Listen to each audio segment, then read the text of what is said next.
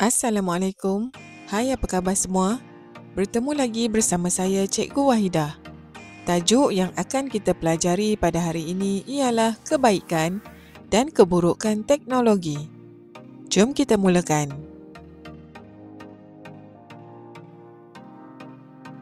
Pada pembelajaran lalu, kita telah mempelajari mengenai perkembangan teknologi dalam pelbagai bidang.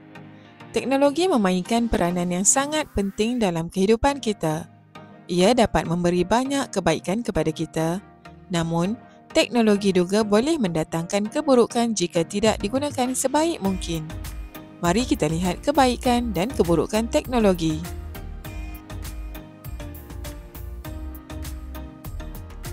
Ini ialah drone yang digunakan dalam pertanian pada masa kini.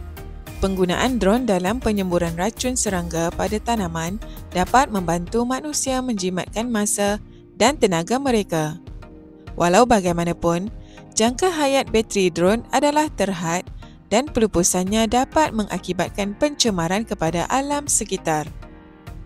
Tahukah kamu, drone menggunakan bateri litium yang boleh menyumbang kepada peningkatan jumlah bahan buangan elektronik e-waste.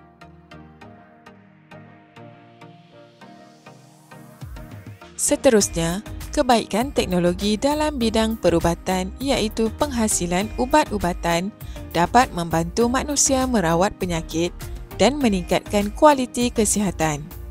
Keburukannya pula, ubat-ubatan yang disalahgunakan dapat menyebabkan ketagihan.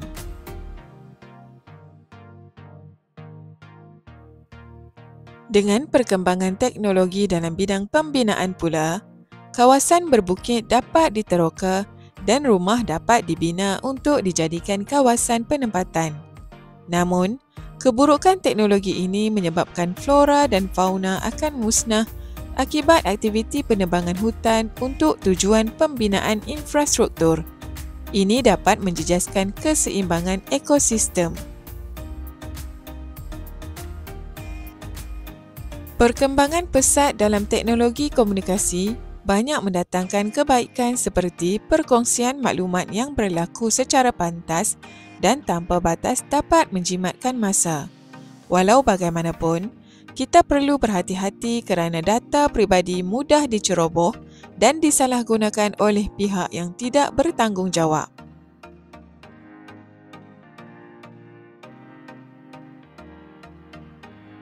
Kebaikan perkembangan teknologi dalam bidang pengangkutan dengan pertambahan kenderaan berenjin memudahkan pergerakan manusia dari satu tempat ke satu tempat yang lain. Namun, ia juga boleh mendatangkan keburukan. Pembebasan gas berbahaya menyumbang kepada pencemaran udara. Kenderaan seperti kereta, lori dan motosikal mengeluarkan asap dan gas karbon dioksida yang mencemarkan udara. Apabila terlalu banyak kenderaan di jalan raya, udara menjadi kotor dan boleh menyebabkan masalah pernafasan serta pemanasan global. Apakah contoh lain kebaikan dan keburukan teknologi dalam kehidupan manusia? Cuba nyatakan. Baiklah murid-murid, sampai di sini dahulu pembelajaran kita pada hari ini. Semoga berjumpa lagi pada pembelajaran yang seterusnya. Assalamualaikum.